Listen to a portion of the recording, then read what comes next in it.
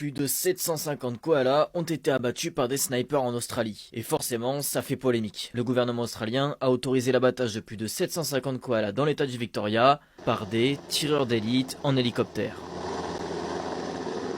Cette mesure a été décidée après qu'un incendie a ravagé 2000 hectares de forêt en mars dernier, laissant des centaines de koalas sans solution pour se nourrir. La première ministre de l'État du Victoria a défendu cette décision. Elle affirme que les koalas ciblés étaient gravement blessés et en grande détresse, sauf que cette justification ne convient pas aux défenseurs des animaux qui dénoncent eux des tirs à l'aveugle. Il n'y a aucun moyen de savoir si un koala est en mauvais état depuis un hélicoptère. La représentante au Victoria du parti Animal Justice déplore quant à elle l'absence de contrôle avant les tirs, des contrôles qui permettraient notamment de vérifier si les koalas ont des petits ou non dans leur poche.